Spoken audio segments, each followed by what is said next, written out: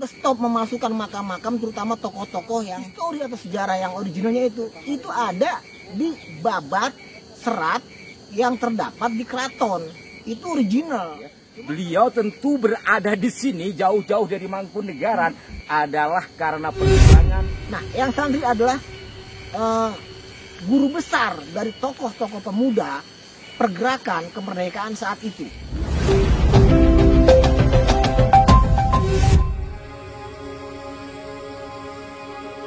Assalamualaikum warahmatullahi wabarakatuh. Waalaikumsalam warahmatullahi wabarakatuh. Terima kasih Den Pugi. Para pemirsa sekalian, saat ini saya berada di dataran tinggi lereng Gunung Salak, Sukabumi, Indonesia bagian Jawa Barat. Dan di samping saya adalah Den Pugi. Panjenengan setahu saya itu dari Mangkunegaran, tapi juga ada dari Jogjanya juga. Bisa dijelaskan dulu sebagai pengenalan kepada pemirsa kita. Beras. Dari Mangkunegara, dari jalur yang KGPA Mangkunegara 2. Mangkunegara 2. Jadi pas kalau saat ini kami berada di areal komplek pemakaman Eyang Santri yang merupakan cucu ya dari Mangkunegara. Satu ya. Dan kalau dari Jogja panjenengan jalurnya dari? Saya dari Jogja, jalur dari Eyang Ronggo Prawirodirjo 2 atau Eyang Ronggo Mangundirjo yang pesariannya itu ada di Madiun. Mantu dari Eyang HB 1. Ini jalur-jalur pejuang semua ini. Nah baik, sekilas saya ingin pandangan dari panjenengan. Karena pertama bagaimana kita menjaga keutuhan sejarah kita ini ya. Karena mulai dari zaman Belanda sudah dibuat babat-babat yang merusak. Hingga hari ini juga banyak yang merusak kesejarahan kita. Mungkin panjenengan punya pandangan sebagai terah dari pejuang. Anda pun bukan terah pejuang ya, kita kan memiliki tugas ke situ ya. Monggo Den. Intinya adalah untuk sejarah di Nusantara, terutama di Indonesia sekarang, itu kalau bisa itu jangan sampai hilang. Karena itu adalah identitas suatu bangsa, suatu negeri. Untuk masalah sejarah ini, pada saat anak-anak sekarang itu jarang sekali yang mengenal tentang sejarah leluhur, perjuangan-perjuangan masa lalu yang memang penuh dengan prihatin, berkorban harta, nyawa keluarga. Tapi itu adalah bentuk dari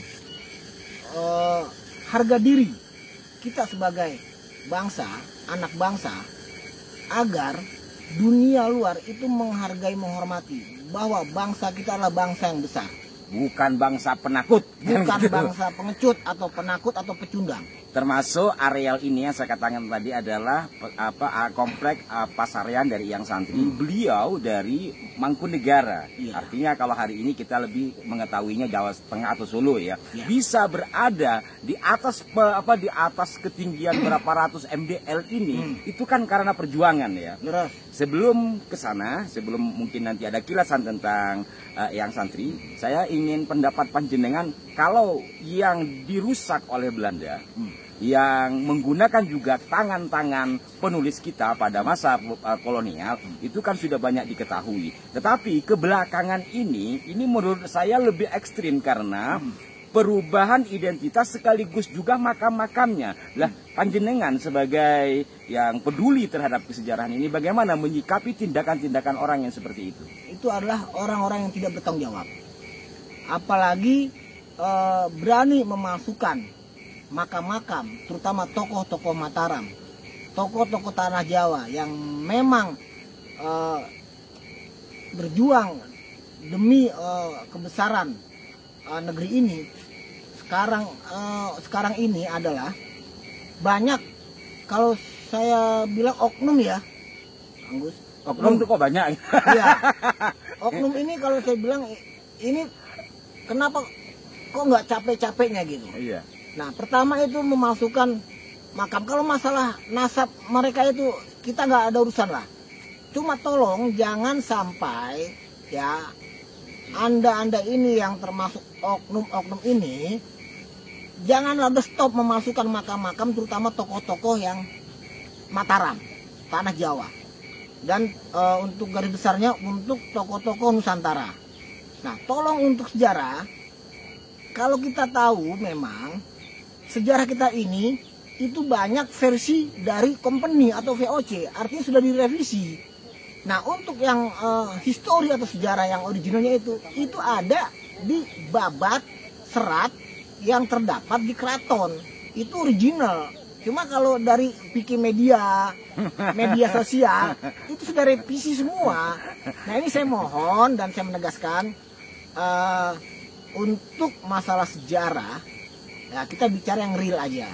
Sesuai dengan data-data konkret, setidaknya umpamanya kita bisa melihat dari buku-buku disertasi doktoral ya, seperti tentang Eyang Santri ini kan sudah ada buku hasil disertasi doktoral yang sudah berapa tahun ya Pak? 8 tahun. 8 tahun melakukan penelitian tentang siapa Eyang Santri, sehingga kemudian ditemukan datanya dan tidak hanya mendata di Sukabumi tapi juga di Mangkunegara kan seperti itu.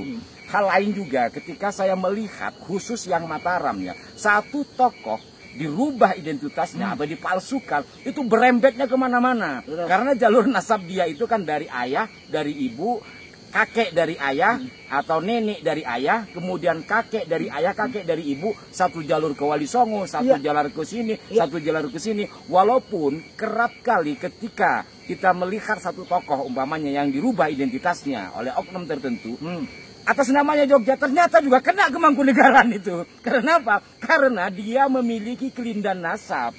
Maka itu benar kata beliau tadi, agar kita benar-benar menyadari betul bahwa sejarah itu penting, dan ketika sejarah sudah dirubah, maka kita sudah kehilangan ya jati diri dan eksistensi leluhur kita. Baik, sekarang karena kita berada di sekitaran Gunung Halimun Salak ya, di daerah Gunung Salak ya, sebagaimana pemandangannya yang luar biasa indah ini.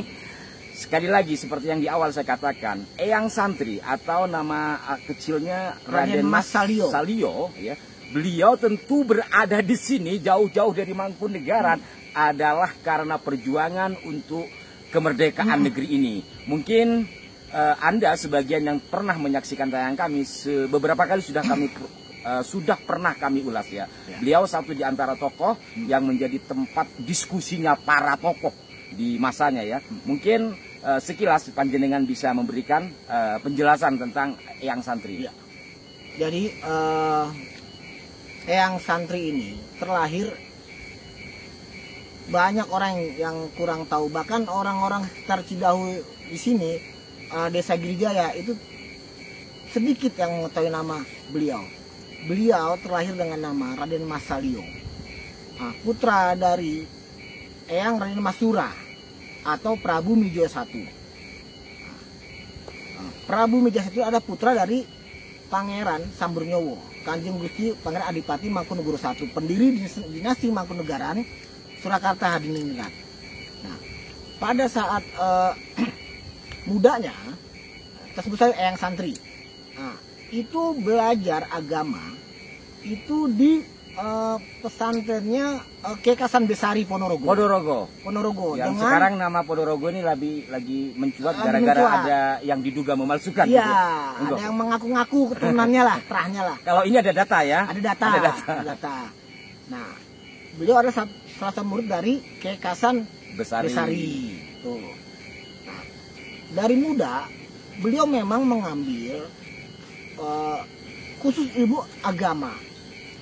Kalau kakaknya Kanjeng Gusti Pangeran Adipati Aryo Mangkunegoro II, dia memang dijatah suruh meneruskan ya tahta di Mangkunegaran.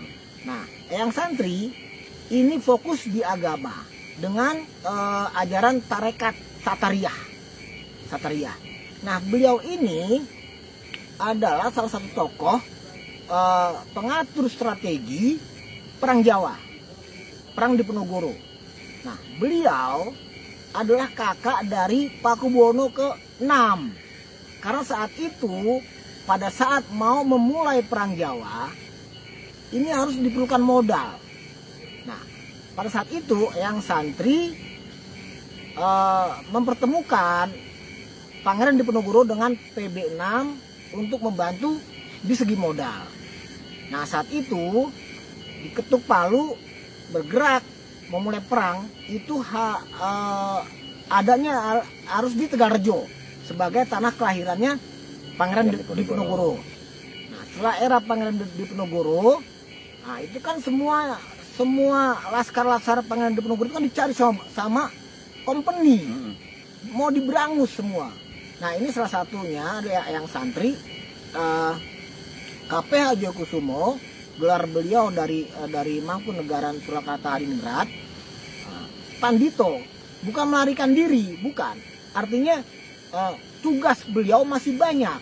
Nah artinya beliau lelana mencari, masuk pesantren satu, masuk pesantren ke yang lainnya. Dengan istilahnya di saat masuk ke pesantren yang baru, yang ini istilahnya membawa gelas kosong. Jadi ilmu itu akan beliau serap dimanapun beliau belajar. Nah, bergesernya ke sini terus. Nah, masuklah ke pergerakan Kongres Sumpah Pemuda ya. Atau Kongres Pemuda saat itu. Nah, beliau memberikan sumbangsi sebesar 1000 gulden kepada tokoh-tokoh pemuda yang saat itu memang memerlukan dan butuh dana untuk pergerakan sebelum Sumpah Pemuda itu lahir. Yang santri adalah guru besar dari tokoh-tokoh pemuda pergerakan kemerdekaan saat itu. Terbentuklah itu Kongres Pemuda di Jakarta dan lahirlah Sumpah Pemuda 28 Oktober 1928.